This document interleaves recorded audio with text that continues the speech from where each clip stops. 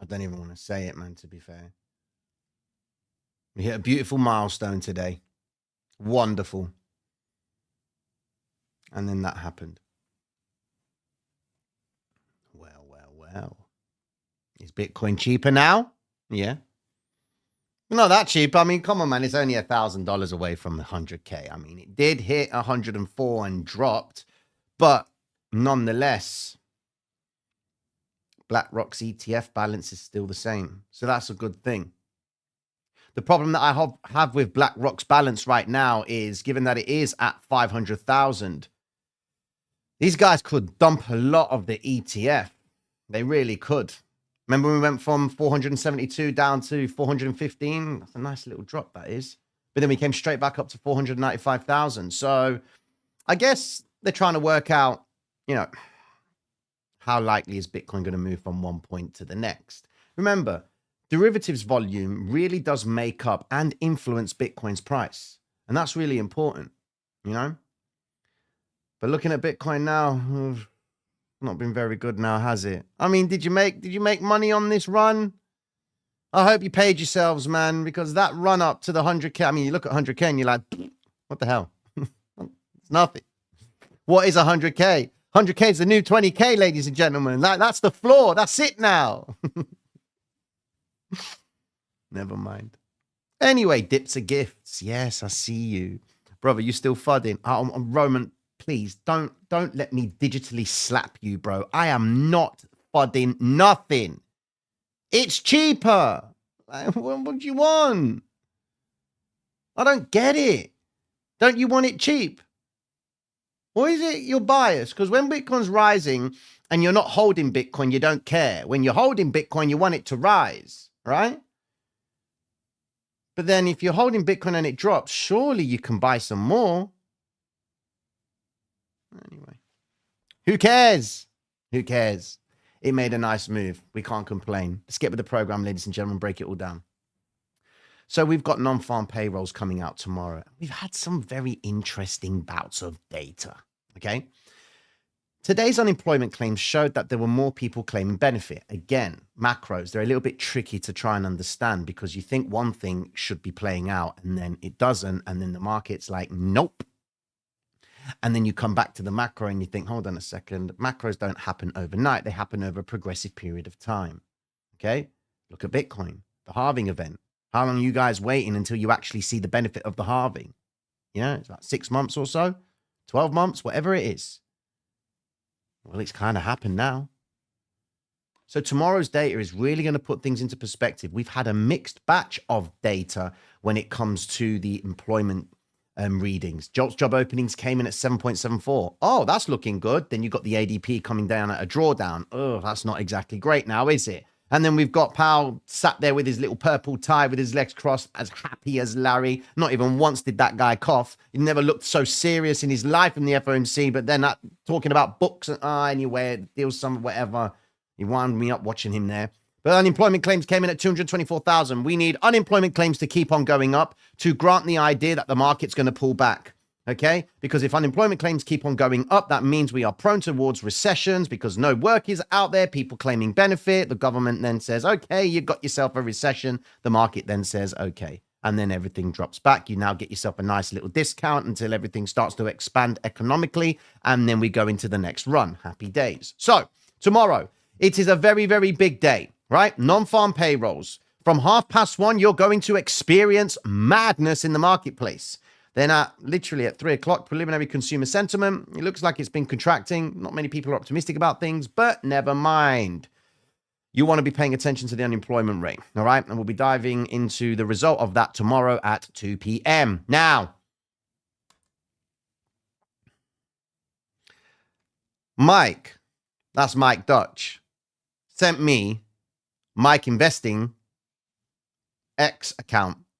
Says here that the number of houses for sale in Florida just skyrocketed and have nearly doubled in the past year.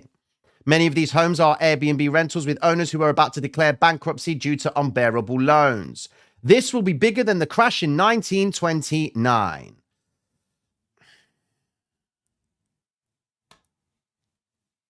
I mean, that was a nice little crash. That's a nice cheap crash. It's a discount. you know? But when we put it into perspective, a crash of 1929, I mean, hold on. 1929, I mean, that was, wait a second, 1929. I mean, that was a decent drop, but let's be frank, ladies and gentlemen. I was just looking at the chart on the floor. Mike told me to move it because it wasn't good there. It's not exactly professional now. Now I've got it behind the aircon unit. I've got nowhere to put it on my walls. So the crash of 1929, what was that? It was the Great Depression, okay? You were in a war, in essence. Well, we're getting ready to go into another war. We just come out of a war, obviously 1918, and then 10 years later, we had a war and what have you. But anyways, I think there's nothing that is bigger than the financial crisis that we had in 2007, 2008. The reasoning for the crash, and I'll say it again, the reasoning for the crash, if it's not no bizarre, godlike freak of nature that happens in the marketplace, it's going to be a financial problem, like it always is, because we expand so much on credit, right? A lot of people owe a lot of money, and there's going to be a point where it's going to stop, to reset, expansion, contraction. Now, Bitcoin price action. Yeah, this will be interesting to see about MicroStrategy. I'm going to have a look at MicroStrategy just for a split second, just to see where they are. Where is MicroStrategy? They are not doing too bad.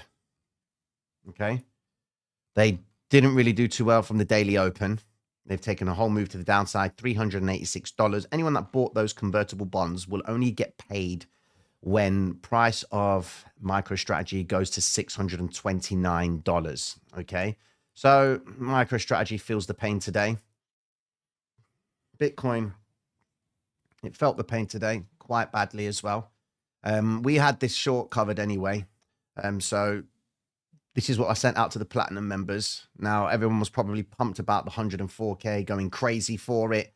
And most of X was getting really excited about things. But we brought it back down to earth a little bit to realize that there could be a potential for an M formation. So this is what I was looking at. I wanted to anticipate Bitcoin to try and create the second leg of an M formation, right? Upon the second leg of the M formation on the 11-hour time frame, there was a midpoint of the wick. I needed to see them recover that point because usually they like to recover wicks. Then at that point, you're then waiting for things to happen, like red vector candles breaking down. And then, of course, that ended up happening. And we initially wanted all our targets to get taken. So our targets were range weekly high, which was the 101,175. Target 2 was 100K. Target 3 was 99,726. Entry 1 was 102,344. Entry 2 was 103,171.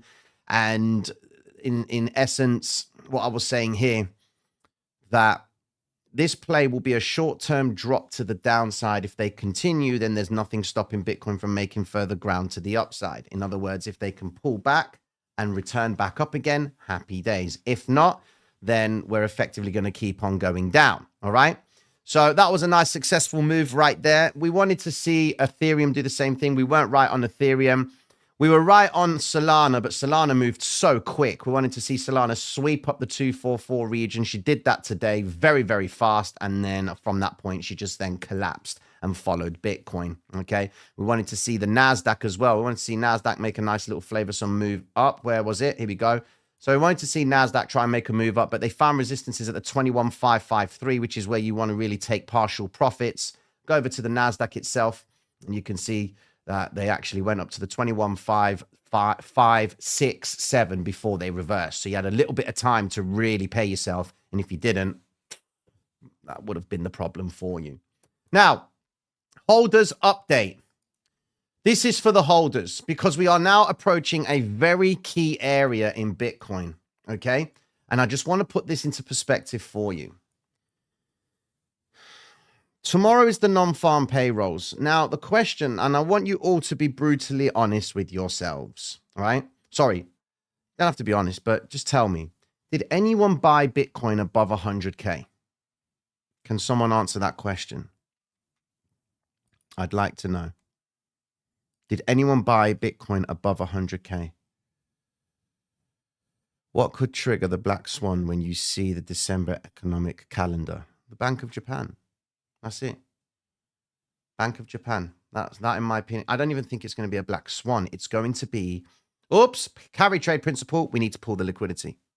I sold above 100K. Congratulations. I did to sell at 103. Okay, that was close. All right. Did anybody long?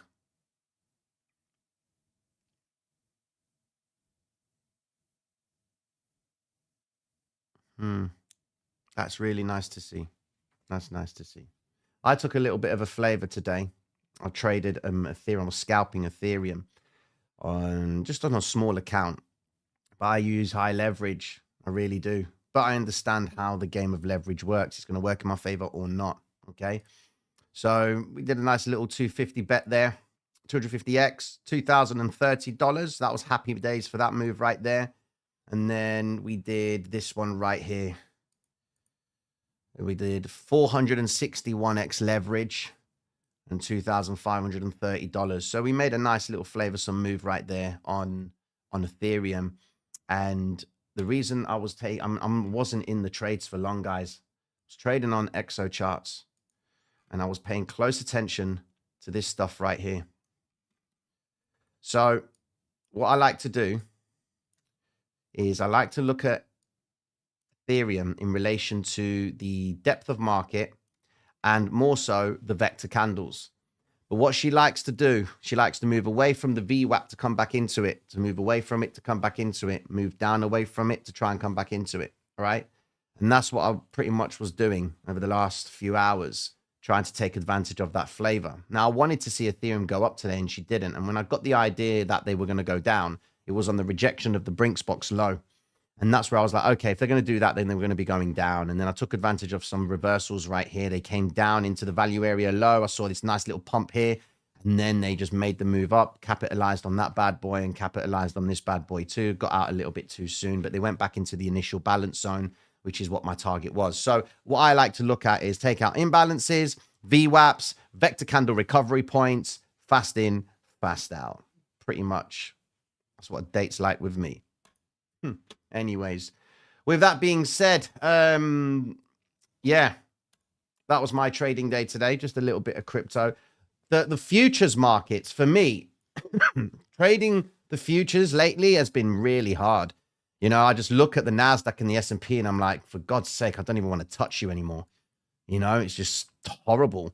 It's up, down, up, down, up, down, up, down. What happened to these nice sharp moves up, sharp moves down, imbalances, V-shape reversals? Nah, man, it's just tricky trading these highs. And a word on leverage, guys. I've been using leverage for a very long time. For anybody new, don't even do it. You know, just you've got to learn the game. You've got to learn how you react with leverage. You've got to accept whatever amount of money you put into your account. You've lost it. It's gone.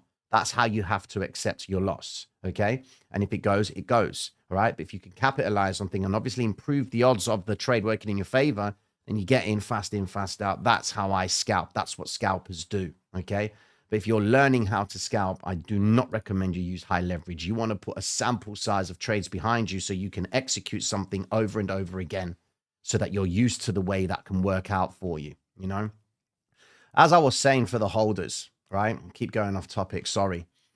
As it stands right now, in relation to the question that I asked you about anyone buying over the 102 region or 100K region, right? Bitcoin fundamentally has not broken the 5 and 13 EMA on the daily time frame. Okay. One would be of the impression that this wick is going to get recovered. Now, let's just go back in time and look at Bitcoin when it hit these highs beforehand. Okay. So let's just go and look at the last highs, right? The last high came in, well, the big high up here. That high came in after a green vector candle, and then you had effectively a stop in volume candle, and then they started the process with this violet vector candle right here, okay? Now, the next one came into play again with a stop in volume candle. It isn't the color of a stop in volume candle, but it looks like a stop in volume candle. It's structure. Some of you may be aware of it as the doji candle, okay? Now, this is the red vector candle. Came in straight after, right?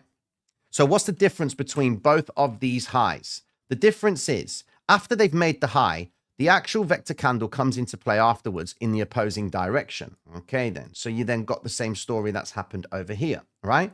Which then leads to a little bit of a move lower to make the retail trader believe that you've got the touch of the 50 EMA by the dip.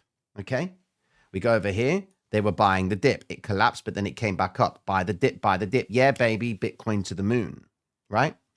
Then a red vector candle comes into play. That red vector right there, guys, is a problem, all right?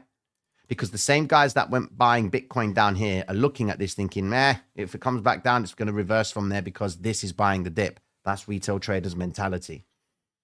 We look at it again. They're doing the same thing, aren't they? Back into the 50 EMA, they drop, consolidate, buying the dip, and then Bitcoin just says nope, and then continues down, and then, yeah, it just keeps on going down. So from that point, ladies and gentlemen, we then look at Bitcoin's price right now, and we say to ourselves, okay, then, what do we see? Do we see it? Do we see any vector candles? Well, no. Okay. Are we above the 5 and 13 EMA? Yes. Which is this yellow line right here and this red line right here. Okay. If this candlestick continues to go down going into the Asian session, that means in the next 2 hours and 13 minutes, right? This candlestick keeps on trading negatively. This pretty much will start the party to roll Bitcoin over, right? Now, what holders really need to be mindful of is this range. This is the range that you really need to take into consideration. That range is 92 or 91,899. Forget the price, just look at the range. I'm just marking the prices off just to help you understand it, right? So, from a holder's perspective, by the time price comes down, and let's assume that Bitcoin comes down over the next 3 days, right? So that means that the 5 and 13 EMA have a structure where they start a slight curvature, okay? Because if this candle drops and completely breaks down, you're going to see pinpoints in the moving averages, all right? Now, moving averages are laggard, which is why we look at the candlesticks and the vectors to understand where we are. We consider order flow as well. We also consider the macros, the bigger picture of what's going on. We got non-farm payrolls coming out tomorrow, ladies and gentlemen. We're going into a month with the FOMC on the rate cuts. We've got core inflation data coming out very soon as well. Bank of Japan are going to be declaring their interest rate cuts or not. Okay, so it's quite a lot of information that's coming out for Bitcoin, which is what could be compromising this rally to the upside. But what we need to see is support occurring inside of these ranges. So as a holder, you want to wait and see if the 5 and 13 EMA end up looking flat. If the 5 and 13 EMA maintain themselves and they go flat, that could be a good buying opportunity for Bitcoin, right? However, this is when the 20-20-20-40 method comes into play, right? If Bitcoin does come back down towards this 91,800 region, okay, I would suggest on the 20-20 method, you would commit only 20% of the capital, okay? That would be inside of this range right here. Bitcoin then follows on and keeps on going down to test previous ranges. You place another 20% in this range right here. The test of the 50 EMA will be the saving grace for Bitcoin to continue its move to the upside. And that's where everyone's coming out with the price projections, Bitcoin to 120, 150K. We need it to come down just a little bit more first before they can do that. There are too many events that could compromise Bitcoin's rally right now. We need it to come down so that we can then prepare for the next move, okay? Because all the guys that have been selling the Bitcoin now, all the Bitcoin OGs maybe, they're not around anymore. They're probably going to be sat on so much cash right now where they're thinking, I want to play the game again. I bought Bitcoin when it was 10 cents. I sold it at 130 grand. I'm in a decent position. So they're going to want to put that activity to work again. This time they got a lot more capital to play with.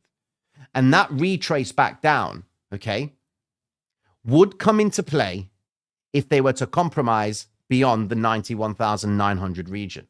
If they compromise that, then Bitcoin will be coming down. Now, we had $100 million worth of long liquidations coming into play. A lot of liquidations came into play on the short side. But for a holder, I would start doing dollar cost average, because remember, dollar cost averaging is on the premise that you're in a bull run, because for every pullback that occurs, you're loading up on that with the idea that it's going to continue back up. Don't do the dollar cost averaging that was happening before. This is not dollar cost averaging. You have to have very, very deep pockets to play something like this. Now, we say it in hindsight, okay? But the big boys were dollar cost averaging all the way down because they have such a bigger scope on capital and view on where they expect Bitcoin to end up, okay? When you look at it, they had effectively made their money at that point and loaded up a little bit more. Now they're in big boy profits, okay? But the retail trader can't be doing dollar cost averaging from these highs, especially if the market then decides to turn over, right? So what I recommend that you do is you want to wait for significant points in the chart that would give you a reason to believe that everyone's losing their minds about Bitcoin. That would be a break beyond 92, a test of the 50 EMA. So if you were to break your balances up or your capital into 10 grand, you've effectively going to place $2,000 right here. That's 20%. You put another 20% at the test of the 50 EMA, then you pause. Okay. You wait to see if that's actually going to be acting as the point where Bitcoin can initially reverse from, because you do have a vector candle recovery point all the way down here. Okay.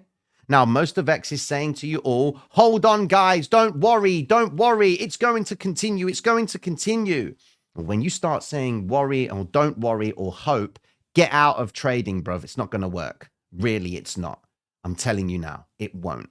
All right. Don't even start praying. Don't even be hopeful about trading. It's methodical. It's objective. It's systematic. You've got to play the game. Okay.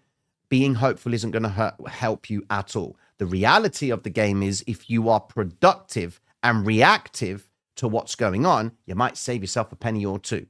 I'm giving you an example of how you could manage exposure based on the way Bitcoin's behavior is right now, because everyone's asking the question, how high will it go? Well, Bitcoin will continue to climb, but they are going to bring it back down again. And that's no FUD. And if you translate that as FUD, get out, because you're not understanding what I'm trying to convey here. It's not going to make sense to you. Go and hear Happy Dream stories. Go to Wizard of Oz channels that will paint you the pretty picture of the yellow brick road, and we can hold hands and go down there together and just skip away, Nah, man, this game is difficult, all right? And a lot of you are committing your hard-earned capital, all right? Don't seek information that you want to hear. Seek information that is critical for both aspects. You're putting down your money, ladies and gentlemen, not mine. You're putting your own. So have some due diligence and say, okay, I like what he says. I don't like what he says. Take your Bitcoin ideas out of the way. This is about someone. I keep seeing comments in the channel where it's like, you just don't get Bitcoin. Shut up, man. What do you need to understand about Bitcoin? All right. I understand something about it. I understand that when it's going up, people are selling. When it's going down, people are buying. And right now, a lot of people have been buying into Bitcoin, but I know that people have been selling it as well. Now we're at a concentrated level on Bitcoin where we're like, how long are they going to keep on buying for? Well, if they're going to keep on buying, they're going to bring it down first. And we need them to bring it down because Bitcoin is tradable. And if it's tradable, that's all you need to understand. It will go up, it will go down. Take your culture of crypto and what Bitcoin is all about, park it to the side. It's not going to save you here. It really isn't. Be realistic with it. Are you here to make money in crypto, or do you want to be in a museum? Stand there with your Bitcoin wallet. Here stands the retail trader. Bought Bitcoin at $1 and it rallied all the way to 1 million, and then an EMP crashed the network. And he's still there with his Bitcoin. He didn't even sell. That's what the caption would be. He didn't even sell. And he's there with his melted face and a black eye. But even people smacked him in the face for doing that. Anyways, it's a joke. I'm trying to add comedy, humor to you all, just to get you to understand. If you're here to make money in these markets, take some. There's no problem if you take some. Because I was speaking to Mike today, right? He took a trade, right? It's like a 4 or 5 grand move in Bitcoin. Happy days. Okay. Now, what's wrong with that? What's wrong in earning 4 or 5 grand movement in Bitcoin? Come on, man. That's brilliant. It's brilliant. Well, now you've all got your 100K. Now what you're going to do? What are you all going to do with your 100K Bitcoin? Could go to 150, Tino. But listen, Michael Saylor said, man, he's getting you to buy his Bitcoin. You've already got to question what he has to say about it. You're paying for it. Not him. He's the ringleader. He's the cheerleader. Bitcoin. Woo! Hoorah!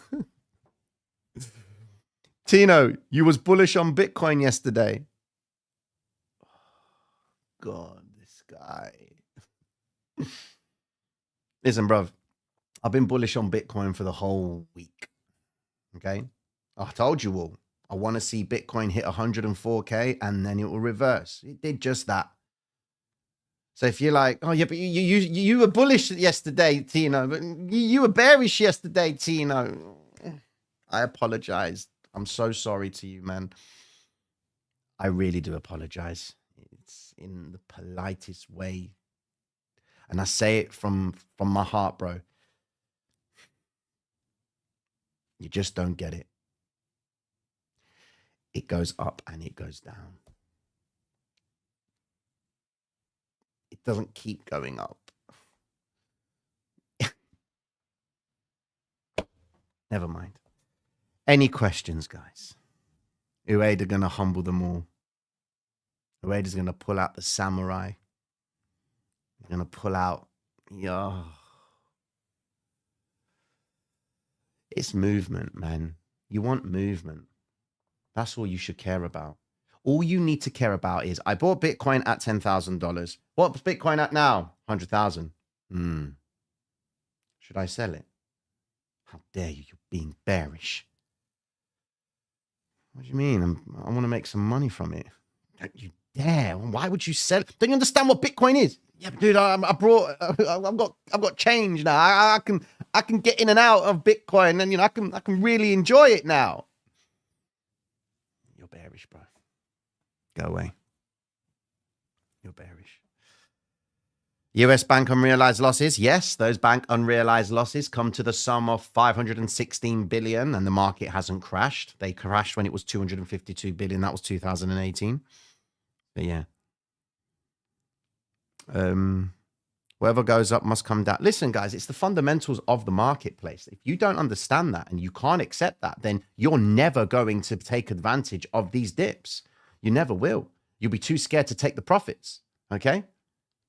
Now, if you are in a position where you don't want to, like, of course, you've got the taxes and what have you. And well, if you're worried about taxes, then why are you going to be talking about dollar cost averaging? Like, you're clearly going to be buying and selling.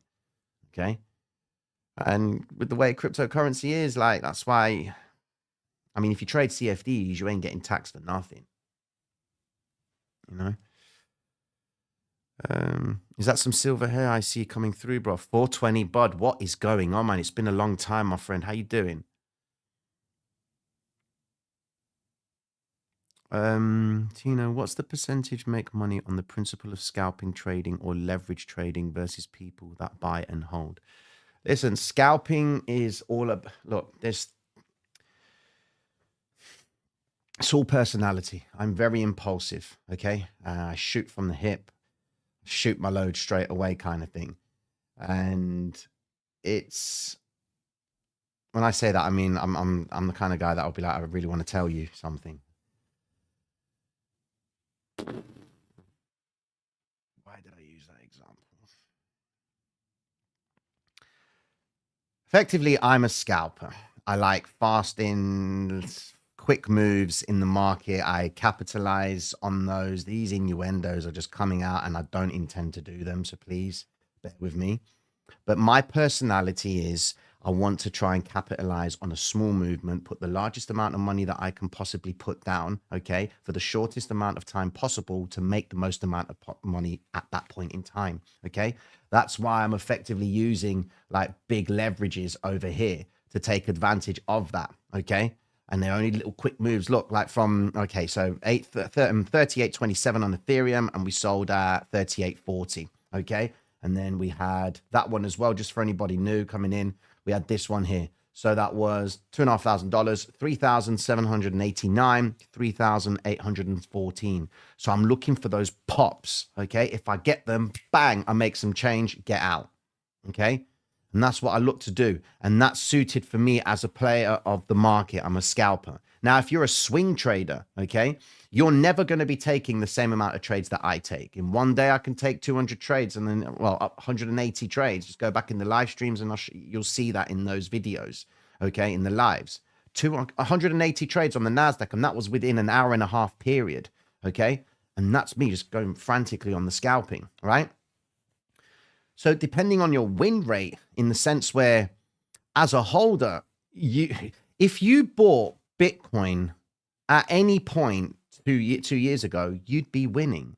But the thing is, when you're buying and holding, you are eliminating every variable because you're managing it already.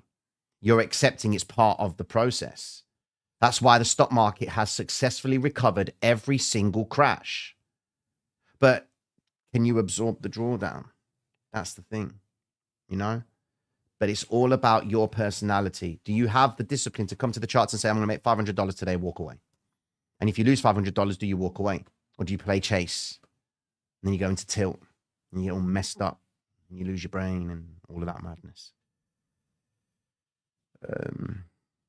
Is it possible that Powell steals the show of Ueda by raising the rates next week before him? If the US raises interest rates, you will see a bloodbath, not a bloodbath, an incineration happening in the marketplace. Bitcoin would probably drop so fast. It's unbelievable.